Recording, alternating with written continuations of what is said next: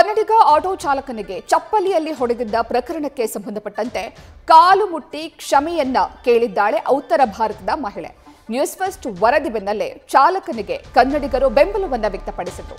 Auto ಚಾಲಕನ ಕಾಲು ಮುಟ್ಟಿ ಮಹಿಳೆ ಹಾಗೂ ಆಕೆಯ ಪತಿ ಕ್ಷಮೆಯಾಚಿಸಿದ್ದಾರೆ. ಕನ್ನಡ ಮತ್ತು ಕನ್ನಡಿಗರನ್ನ ನಾವು ದ್ವೇಷಿಸಲ್ಲ ಅಂತ ದಂಪತಿ ಹೇಳಿದ್ದು, ಐ ಲವ್ ಬೆಂಗಳೂರು ಅಂತ ಕೂಡ ಹೇಳಿದ್ದಾರೆ. ಇಲ್ಲಿನ ಸಂಸ್ಕೃತಿ ಇಷ್ಟ ಅಂತ ಹೇಳಿದ್ದು, ಬೆಂಗಳೂರಿನ ಬೆಳ್ಳಂದೂರು ಠಾಣೆಯಲ್ಲಿ ದಂಪತಿ ಕ್ಷಮೆಯಾಚಿಸಿದ್ದಾರೆ. We were passing by and an incident happened. It was not an intentional thing which we did. So I apologize, and I'm pregnant. I also got a job. So that is what I was thinking, that if I got a miscarriage, so what will happen?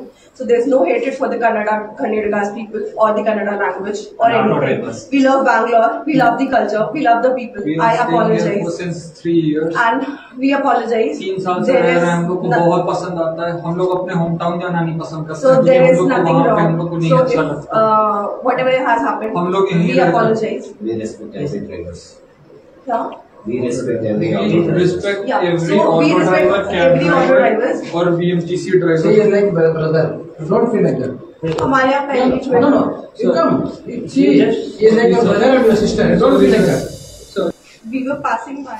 ಇವಾಗ ಹೆಚ್ಚಿನ ಮಾಹಿತಿಯನ್ನು ನೀಡ್ತಾರೆ ನಮ್ಮ ಪ್ರತಿನಿಧಿ ಸತಾರ್. It was not an intentional thing which we. ಉತ್ತರ ಭಾರತದ ಮಹಿಳೆ ನಿನ್ನೆ ಆಟೋ ಚಾಲಕನಿಗೆ ಚಪ್ಪಲಿಯಲ್ಲಿ ಹೊಡೆದಿದ್ಲು. ಈಗ ಕ್ಷಮೆ ಕೇಳಿದ್ದಾಳೆ. ಇವಾಗ ಹೆಚ್ಚಿನ ಡೀಟೇಲ್ಸ್ ಅನ್ನ ನೀಡೋದಾದ್ರೆ ಪ್ರತೀಕ್ಷಾ, ಶನಿವಾರ ಮಧ್ಯಾಹ್ನ 3:30 ಸುಮಾರಿಗೆ ಬೆಳ್ಳಂದೂರು ಕ್ರಾಸ್ನಲ್ಲಿ ಆಟೋ ಚಾಲಕ ಲೋಕೇಶ್ ಅವರಿಗೆ ಬಿಹಾರ ಮೂಲದ ಮಹಿಳೆ ಅಂಕುರಿ ಶುಕ್ಲಾ ಅವರು ಚಪ್ಪಲಿಯಿಂದ ಹಲ್ಲೆ ಮಾಡಿರ್ತಾರೆ. ತದನಂತರದಲ್ಲಿ ಈ ಒಂದು ಸುದ್ದಿ ಏನಿದೆ ಮೊದಲಿಗೆ ನ್ಯೂಸ್ ಫಸ್ಟ್ ಪ್ರಸಾರ ಮಾಡುತ್ತೆ. ತದನಂತರದಲ್ಲಿ ದೊಡ್ಡ ಮಟ್ಟಿಗೆ ರಾಜ್ಯವ್ಯಾಪಿ ಈ ಒಂದು ವಿಚಾರ ಸದ್ದು ಮಾಡುತ್ತೆ.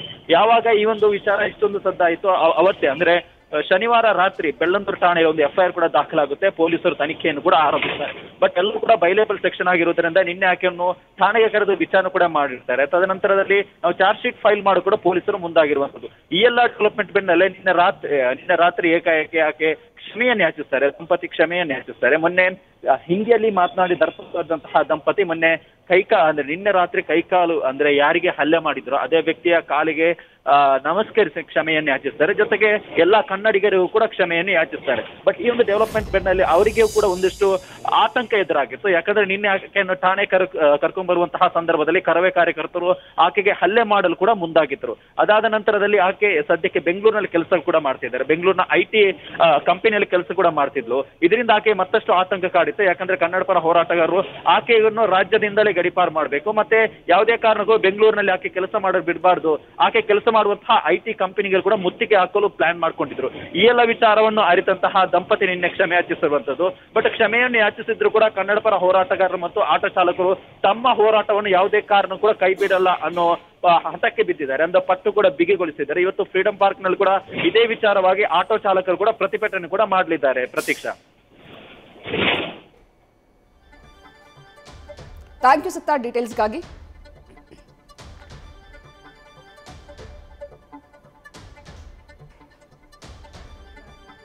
Kannada language or anything. We love Bangalore. We love the culture. We love the people. I apologize. We were passing by. We were passing by and an incident happened. It was not an intentional thing which we did. So I apologize, and I'm pregnant. I also got a job. So that is what I was thinking, that if I got a miscarriage, so what will happen? So there's no hatred for the Kannadigas people or the Kannada language or anything. We love Bangalore. We love the culture. We love the people. I apologize. Since 3 years. And we apologize. 3 साल से रह रहे हैं, हम लोग को बहुत पसंद आता है. हम लोग अपने होम टाउन जाना नहीं पसंद करते. So there is nothing wrong. हम लोग को नहीं अच्छा लगता. Whatever has happened, हम लोग we apologize. We respect every drivers. Yeah. We respect every We auto drivers. respect Yeah. every So we auto respect driver, cab every auto driver drivers. or BMTC Say driver. you're like brother.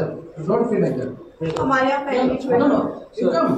She is like your brother and your sister. Don't feel like that. News first ನಿರ್ಭೀತಿಯಿಂದ ನಿಮ್ಮ ಪರವಾಗಿ.